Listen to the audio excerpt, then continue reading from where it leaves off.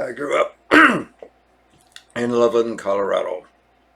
Went all through high school until it was time to go to college there. It was sort of an idyllic existence. It was rural. We had cherry orchards and pastures. Our place extended from Highway 34 on the road between Loveland and Estes Park to the next section road north of us, and from the lake shore to the highway between Loveland and the CSU campus. Colorado State University, back then known as Colorado Agricultural Mechanical School, was approximately 12 miles north of us on the direct route between our property and the campus. I lived next door to my grandfather. Both my father and grandfather worked the spread.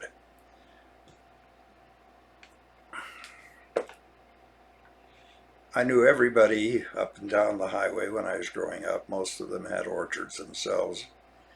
We all had cattle. And it was a tight-knit neighborhood. We had rural lines, and we were all on the same line, so you learned to be a little bit more gracious. If somebody wanted to make a call, you relinquished the call. You knew whose ring everybody's was and who was getting calls and who wasn't. And it was somewhat primitive in some ways. 40 miles to the north, or 40 miles to the south, was University of Colorado. South of that, they made atomic bombs. 30 miles to the east was Colorado Teachers College. They had missile silos. And 12 miles to the north was Colorado Agricultural Mechanics, now known as Colorado State University. They had biolabs and veterinary medicine school.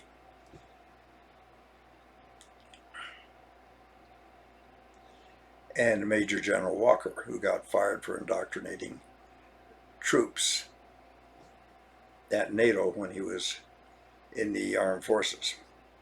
He was a right-winger that supposedly Oswald took a shot at for practice before he took a shot at Kennedy, if such were the case. In any event, the area was steeped in the military-industrial complex. Most of the residents there were retired, and a lot of them were military construction type people.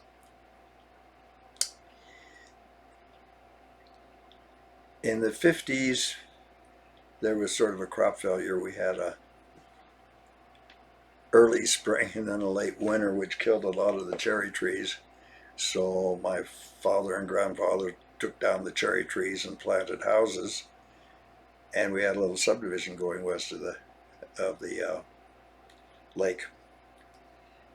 All the people in this subdivision were engineers. Some of them worked with or for my father. Some of them worked at various other federal institutions or installations like the Federal Power Commission, Army Corps of Engineers, Bureau of Reclamation, etc.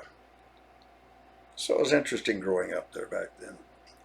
We were in the keep up with the Russians era. So in order to do so, many of us were put in different classes from the rest of our classmates. And we were told we were going to be the new scientists, engineers, and leaders of the country. And we were going to knock the shit out of the Russians whenever we first got our chance. I think everybody was imbued with a certain degree of patriotism back then. We'd just come out of World War II, where we kicked the Nazis.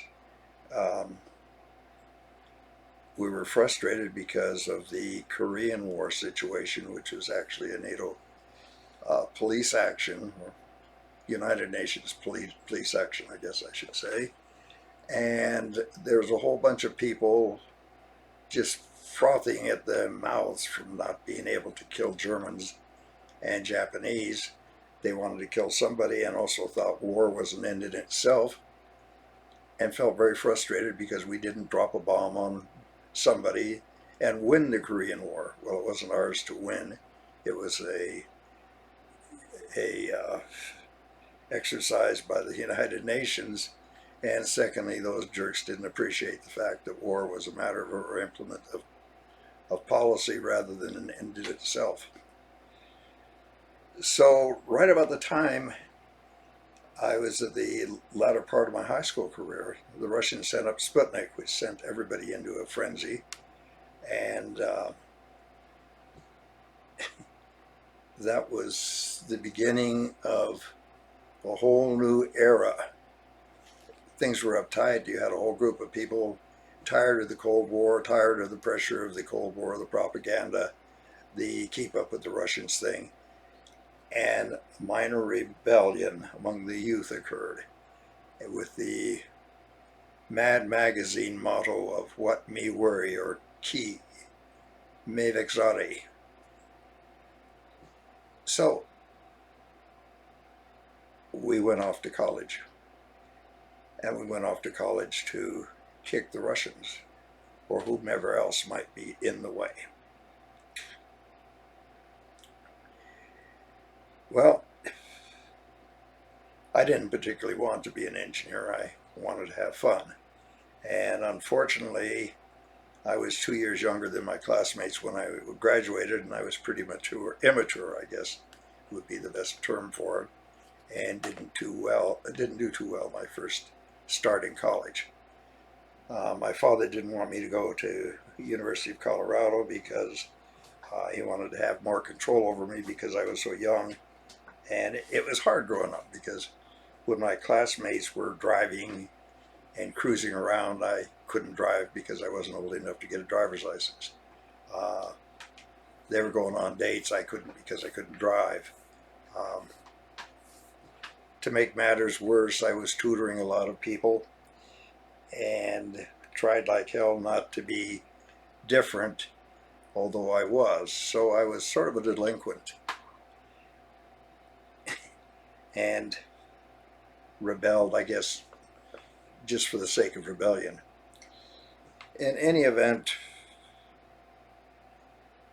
I started out at University of Colorado in engineering and then switched to pharmacy and then dropped out because neither one of them seemed to be what I really wanted to do. And just to piss off my father, I enrolled at the Lamont Conservatory at University of Denver and studied French horn for a while till I ran out of money. Well, that caused a great breach, and consequently I was essentially disinherited and cut off. So I took some cattle that we had and I sold them at an auction, and for good measure I took some tools out of the barn and pawned them and sent my father the pawn ticket so he could redeem them if he wished. And it sort of caused an irreparable schism there. But I used that money and I went to barber school on Lerma Street, where I really got sensitized to problems and the whole idea of humanity and purpose. Now, at that time, we had an election, and the new president was John F. Kennedy. And he became a symbol of the idealism of young people my age. We were tired of the Cold War. We were tired of keeping up with this, keeping up with that. We were tired about duck and cover drills. And most of us figured there wasn't much we could do about all this anyway, so why worry about it? And we might as well live. That spawned the age of rebellion, you might say. We had ducktail haircuts show up, which just infuriated most of our parents, who were used to the crew cuts of the World War II era. We also had other long hair. We had hair became a symbol of protest against middle-class America in some ways. We also had the I guess you'd call resistance against oh, lockdown theory is what I would call it, with the duck and cover drills and things like that. A lot of us decided there wasn't anything we could do, so we'd live, and that resulted in what was then called beatniks. And beatniks got into music, avant-garde music. They got into poetry. They got into all kinds of things, and many of my classmates turned out to become what was then later to be known as beatniks. And we hung out in coffee houses. We spouted bullshit poetry and listened to jazz and played jazz. I started playing jazz on the trumpet rather than Mozart on my French horn. And it was kind of a good time. However, studying philosophy and things such as this, poetry, jazz was contrary to being an engineer, and the two conflicted, which caused me all kinds of problems, I guess. In any event, I finished barber school, and during that period of time I was going to night school at the University of Colorado in Denver, and decided to go back to the Boulder campus, where I took a job in a barber shop. And I made really good money there. I made more than my wife did teaching school, and was able to go to school. And this is how I was able to keep my autonomy, because I could study anything I felt like. I didn't have to have a plan. I didn't have to have a major. I just wanted to go learn in probably typical beatnik fashion. So I had a career, I had a profession. I had some way to make a living. So I could do that. I could sit around and read poetry in my spare time. I could sit around and listen to jazz or play jazz. I could play chess. I could hang out at coffee shops, and I didn't have to worry about whether I was going to be an electrical, chemical, or physical engineer, or pharmacist, or scientist. Well, year after year I went, and I started collecting hours, and ended up in sociology and criminology subspecialty. Started taking graduate courses in those subjects, and it decided that I wanted to be a social worker, and that was mainly because of the influence from barber school, I suppose. Well, I got interested in various movements, and particularly the civil rights movement. And my wife, who was very supportive, said, "Why do you want to be a social worker?" Well, I said, "Go to law school, you can raise more hell that way." And always being in a mind that I liked raising hell and rebelling and things like that, I thought that was a good idea. Additionally, at that time, I was president of a barbers union in Boulder. I was a member of the musicians union. I got real active in Colorado labor policy and worked with a guy named Ruben Zubro on Colorado Labor Council, and got real interested in the whole labor movement. I even tried to organize for American Federation of Teachers, organizing graduate school students at the University of Colorado. I was taking graduate courses then, and having lots of fun, and until the politics caught up with me, and it was made abundantly clear that if I didn't stop political activity, I probably wouldn't get out of graduate school with anything other than a Social Security check. So I decided, well, hell, I'll go elsewhere. I applied to graduate schools, and I applied to law schools with the thought that anybody who paid me the most money and admitted me would be where I went. Well, I got a few offers throughout the country, but I got one from Chicago, and my wife was from Chicago. Her family was fairly prominent back there, and we decided to go there for me to go to law school. Her mother got her a job teaching at Elk Grove Village. We got an apartment in Park Ridge, Illinois, and I was introduced to the Chicago Northwest Railroad, which I faithfully took every day to go to school. Compared to graduate school, law school was real easy. I didn't have nearly the reading to have to do, and it was kind of interesting.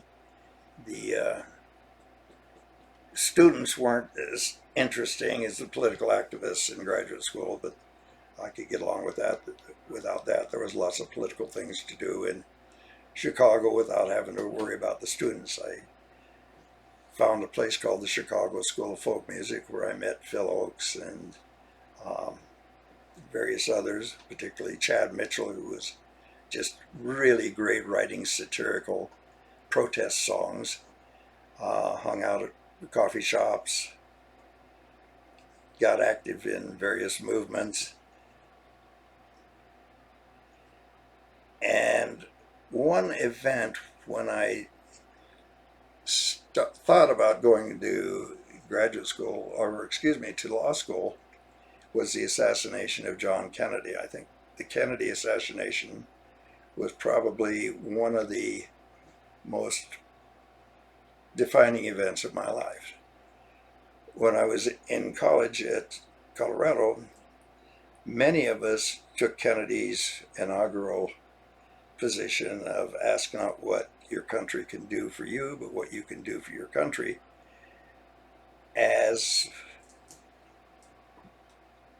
sort of the prime motivator of our existence. Many of us were idealistic. A lot of my classmates joined the Peace Corps. We wanted to go out and counteract the effects of the Cold War on the psyche and on the economy and everything else. When Kennedy got assassinated, it was as though the soul of my generation sort of died with him, and a lot of things changed. But a lot of the altruism was still there. And so when I started law school, that was the milieu in which the student body existed. We were out there to kind of save the world and to help people. Things such as this. We had meetings on how do we service non-corporate citizens, what are the rights of creditors, what are the rights of minorities. We had to take the property courses and business courses and things like that, but there wasn't the passion there that there is nowadays since they've consumerized law. Our passion was into helping people, and idealism by and large, with a few exceptions. A lot of my classmates wanted to go into government service. A lot of them went into various other things like public defender. And idealism reigned supreme during that period of time, which gave many of us a different perspective than what we had now. Law was looked on as a profession and not as an entrepreneurial enterprise. So I hope that background helps. I would really like for all of you to like my videos. I'd like to get them circulated as much as possible. I'm trying to do an oral history of essentially the hippie movement and drug movement and a history of legal changes concurrent with that over the last half century of law practice. If you would like to have me talk about something, please send me a note. I always try to accommodate people. If you have inquiries or whatever, make them. I'll try to have my best to answer them. But mainly, particularly at my age, I want to get a lot of this stuff out. It's very difficult. So I need your support, and I need to get an audience. And I hope you enjoy my little talks. Thank you very much.